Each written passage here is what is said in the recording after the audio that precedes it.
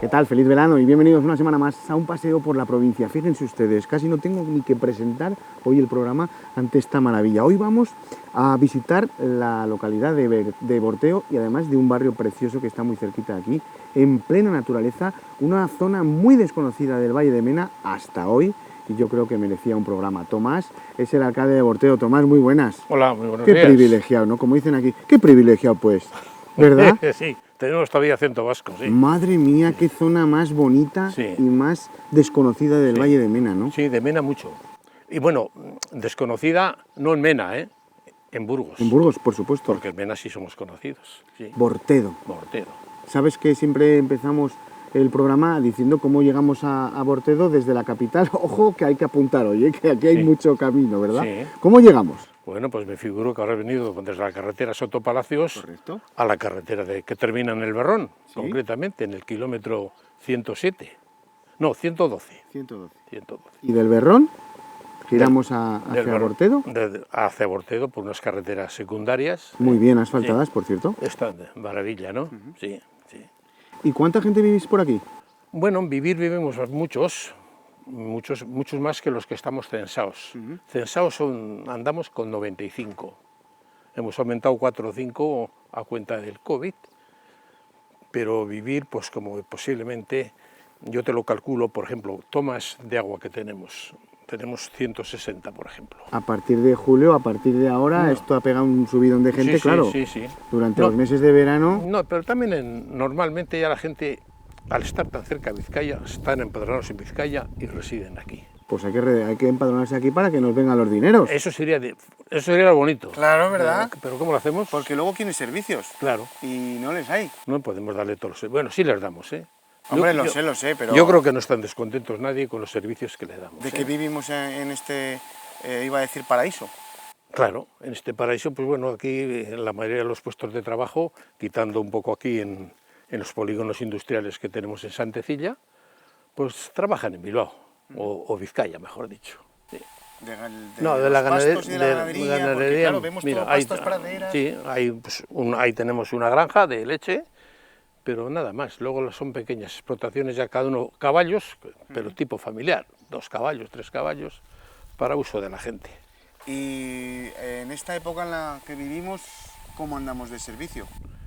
Bueno, nosotros, no me quejo de servicios. Por ejemplo, servicios médicos, tenemos un consultorio en el Berrón, que no te lo he enseñado, se abre una vez a la semana, y el resto pues en el de Villasana. En Villasana, casi todos los servicios importantes dependemos de Villasana. Sí, ¿no? Sí.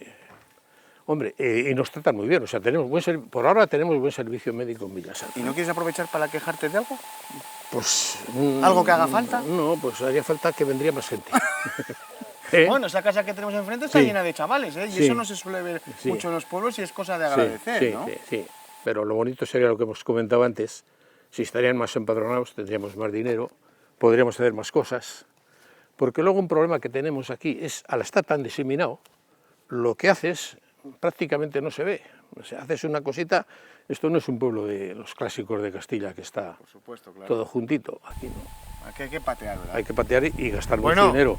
Háblanos de rutas, porque claro, patear, teniendo esta maravilla, fijaros la de rutas que podemos hacer por aquí, desde la que ya hemos hablado un poquito de esas guerras carlistas, de toda esta zona. ¿Qué más rutas nos aconsejas, Tomás? Bueno, por rutas aquí ya de senderismo de la gente que le guste un poco el bueno, ¿no? La montaña y la tranquilidad.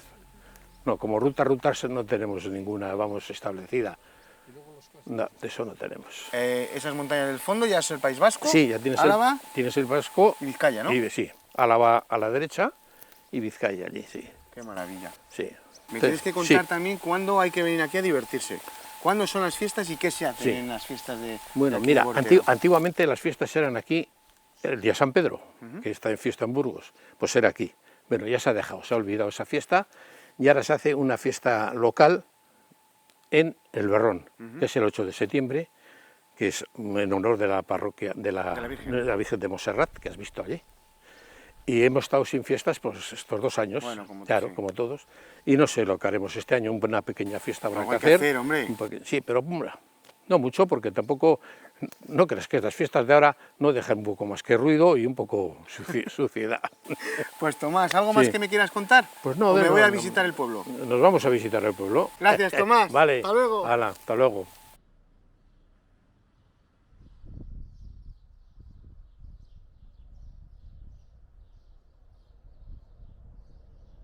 Bueno, pues de Bortedo nos hemos venido ahora al barrio del Berrón, un barrio que guarda pues muchísimas historias que vamos a contar ahora de la mano de, algunos ya la conocen, Judith, que es la técnico de Villasana de Mena. Hola Judith, ¿qué tal? Hola, Dame un buenos beso días. que ya se puede. ¿Cómo estás? Bien, bien, Pues sí, encantados sí. de volver a tu tierra. Igualmente encantados de recibiros y bien, como bien decías, sí, estamos en el barrio del Berrón, El Berrón. sí, que pertenece al concejo de Bortedo, en el extremo nororiental del Valle de Mena y de la provincia de Burgos. Y bueno, pues aquí ya en el Berrón tenemos un conjunto arquitectónico de mediados del siglo XVIII muy interesante, formado por este palacio, del que ahora hablaremos, y la capilla u oratorio privado que perteneció también al palacio. Toda esta zona, Judith, era adinerada, había aquí mucha importancia, es una zona bastante importante del valle, ¿no? Sí, sí, y bueno, de hecho, a la vista lo tenemos, ¿no?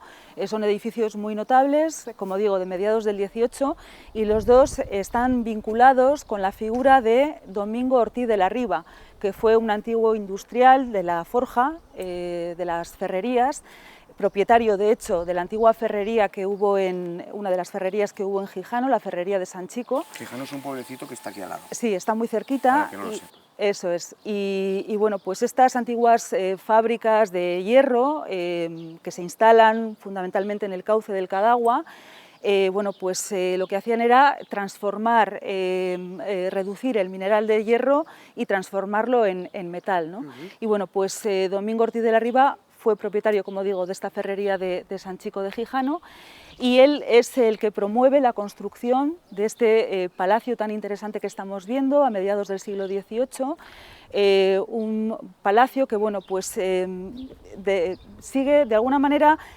Con esta construcción se establece esa tipología que después se va a extender mucho por el Valle de Mena, se populariza, que es la casa cúbica y que se va a convertir en la casa tradicional del Valle de Mena.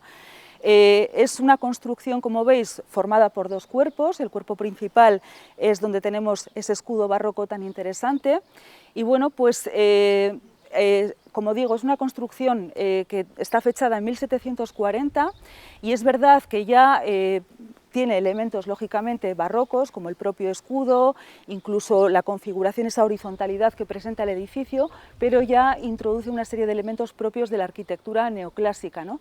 Como por ejemplo ese equilibrio en las fachadas, una buena distribución de los vanos. Está perfecta, es verdad, sí, es perfecto. Sí, sí, eso es. Como vemos, los vanos se sitúan en tres ejes verticales precisos que tenemos en las fachadas. Y bueno, pues todo ello realizado además con piedra local, con piedra del entorno, muros de mampostería fundamentalmente, que después van a ser revocados con enfoscado de mortero de cal, y en los vanos y en las puertas, bueno, pues para magnificar más esos elementos de la fachada se utilizan buenos sillares de caliza gris, que es otra piedra que tenemos aquí en el entorno. Se nota así perfectamente. Eso es, eso es. Bueno, y los elementos que estamos viendo en los balcones, los barrotes de las ventanas, etcétera, seguramente fueron forjados por ellos mismos, claro. Claro, en la ferrería familiar, en esa ferrería que tuvo el promotor de estas construcciones. Aquí y supongo yo en todas las casas palaciegas de la zona, de todo el valle. No todo el mundo se dedicaba a la actividad ferrona, pero es verdad que esta actividad industrial o protoindustrial fue muy importante para el Valle de Mena. Bueno, pues como decíamos, el palacio tiene todas esas características neoclásicas fundamentalmente y también con algunos elementos barrocos. Por ejemplo, otro rasgo neoclásico es la línea de imposta que estamos viendo en las fachadas. Entre el primer piso y el segundo. Eso bueno, entre es. el primero y el segundo, eso. Eso es, que marca el nivel precisamente de cada planta y, como bien decías, la distribución interna del edificio, bueno, pues se distribuye en planta baja, planta primera y la planta del desván. ¿El ático o el palomar? Eso es, y además tiene la buharda, que también es un elemento tradicional de la arquitectura popular que tenemos aquí en el Valle de Mena. Y bueno, pues va a ser Domingo Ortiz de la Riba, junto con su mujer, María Manuela Martínez de Basterra, quienes pocos años después de la edificación del palacio podemos fechar en torno a 1744. A partir de esa fecha deciden erigir una capilla privada, un oratorio, que es la que estamos viendo junto al palacio. Pues vamos a hablar ahora sobre todo de esa fachada que estamos viendo a continuación. Estamos viendo el antiguo oratorio o capilla privada del palacio, promovido también por Domingo Ortiz de la Riva y su mujer, María Manuela Martínez de Basterra. Una capilla que sabemos también por la documentación que en 1755 ya estaba construida y es en ese momento cuando tiene lugar su consagración. Asimismo, los promotores también obtienen licencia por parte, ya en 1755, del Obispado de Santander, obtienen licencia para ser inhumados, para ser enterrados en el interior de la iglesia o de la capilla familiar. Y asimismo, en esa fecha, en 1755, fundan una capellanía mediante escritura pública que otorgan en Madrid, porque si bien es cierto que Domingo Ortiz de la Riva era natural de aquí, de este barrio del Berrón, residía en Madrid, junto con su mujer, que era de origen madrileño. Bueno, pues fundan una capellanía, es decir, una serie de servicios religiosos que debe prestar la capilla u oratorio a cambio del sustento económico del capellán que va a atender y va a regentar la capilla. Y sí, y a partir de ese momento, bueno, pues comienza a funcionar la capilla. Si el palacio, como decíamos hace un momento, sí que contiene elementos de carácter barroco, pero ya está presente el estilo neoclásico, en cuanto a la capilla se mantiene ese estilo barroco, propio también de la época, un barroco tardío, que vemos ya de forma muy clara en ese gran escudo, un escudo que es, eso es, muy parecido al que preside la fachada del cuerpo principal del palacio, solo que el escudo que vemos en la fachada de la capilla pues todavía más desarrollado y de mayor tamaño. Un escudo que además vemos inscrito de ese gran círculo, de ese gran óculo, formado por esa molduración tan desarrollada que presenta la fachada en su coronación. Una fachada realizada, como vemos, en buena sillería, de piedra caliza gris, que es la propia del entorno, y el resto de fachadas, bueno, pues levantadas con mampostería. Y como veis, hemos entrado a la, iba a decir iglesia, ermita o capilla de, ojo, que también es curioso, de Nuestra Señora de Montserrat, de la Moreneta. Cuéntanos un poquito el porqué. Sí, bueno, es la advocación que tiene la capilla y de hecho vemos en el presbiterio esa imagen que es posterior a la Guerra Civil, pero es la Moreneta, la imagen de la Moreneta, de la Virgen de Montserrat. Bueno, el edificio, la capilla, es sin duda alguna la construcción más interesante barroca que se conserva en la actualidad aquí en el Valle de Mena. Es un edificio sencillo, relativamente sencillo, consta de una sola nave, de un solo tramo, y a través de este gran arco triunfal pasaríamos ya a la cabecera, donde se encuentra, bueno, pues el altar mayor y la imagen de la Virgen de Montserrat. Ya vamos a ver también la cantidad de molduraciones, de elementos decorativos que tienen ese carácter barroco. Vamos a ver también cómo, por ejemplo, las dos bóvedas que cubren la iglesia son bóvedas de arista que tienen nervaduras, pero son nervaduras ornamentales porque no cumplen una verdadera función arquitectónica. Y esas molduraciones, esas nervaduras, junto con todos esos detalles ornamentales que vemos, por ejemplo, en la bóveda que cubre la cabecera, o incluso las molduraciones que vemos a lo largo de los paramentos, de las pilastras, etcétera, están realizadas con escayola, son elementos realizados con escayola. Es una iglesia, como digo, bueno, pues verdaderamente interesante, ¿no? Y en cuanto al suelo, lo que estamos viendo es baldosa hidráulica, también posterior a la Guerra Civil, pero como comentábamos al comienzo, en 1755 los promotores de esta fundación obtuvieron licencia para poder ser enterrados aquí en el interior de esta capilla. Por lo tanto, cabe pensar que efectivamente en el subsuelo de la capilla, bueno, pues hay enterramientos correspondientes a esta familia, ¿no?, fundadora de la capilla y capellanía de Nuestra Señora de Montserrat aquí en el barrio del Berrón.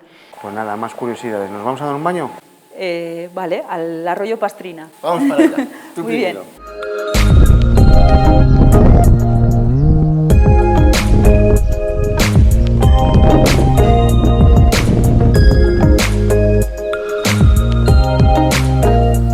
Quien dice bañar dice darse un chapuzón y nos le vamos a dar porque justo ahora empieza a llover, pero el agua es vida y más ahora de lo que vamos a hablar, ¿no? Eso es, sí. Judith, ¿dónde estamos?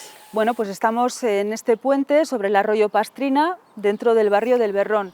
El Berrón, como comentábamos antes, bueno, pues está en el extremo noreste del Valle de Mena y bueno, pues era puerta de entrada y salida por el norte del Valle de Mena.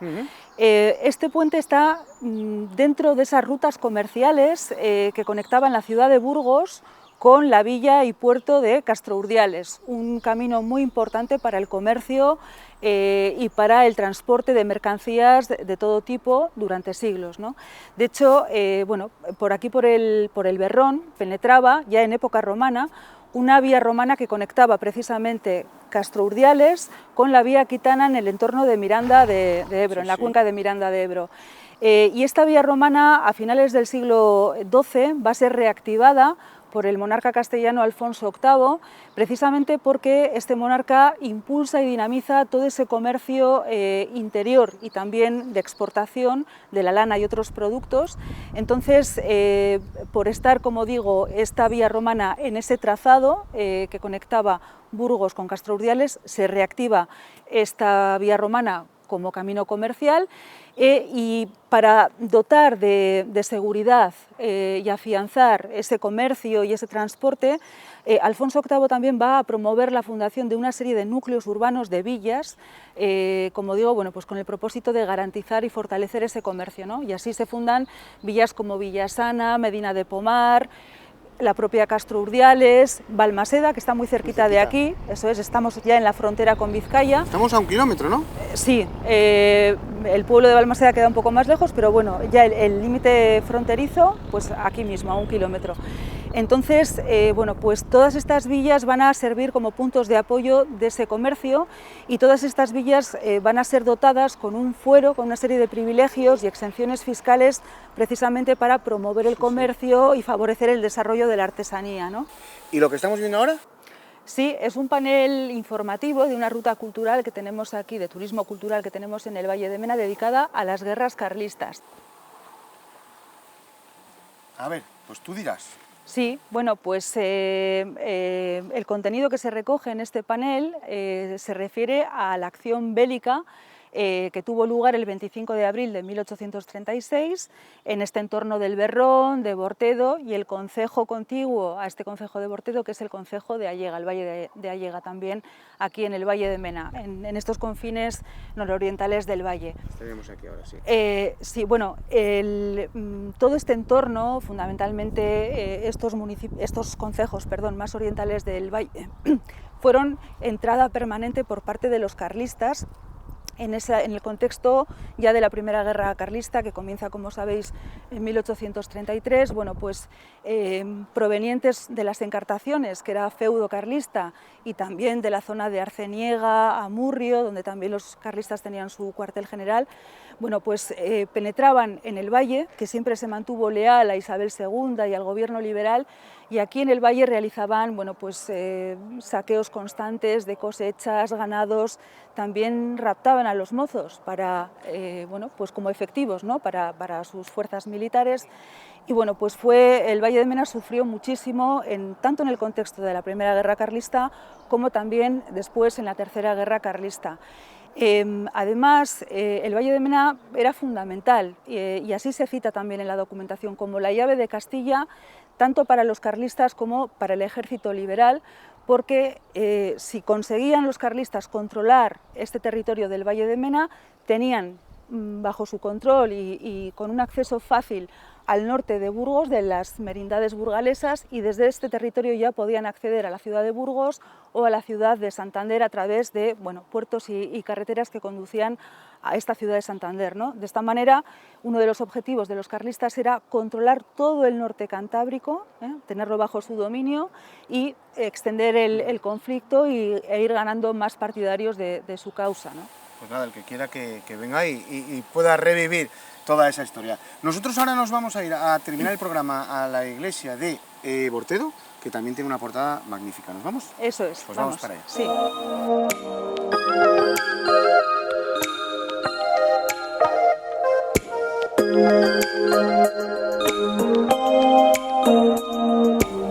y vamos a terminar ya pues viendo el exterior de esta iglesia de San Pedro de aquí de Bortedo, porque lo interesante de esta iglesia es lo de fuera, ¿verdad?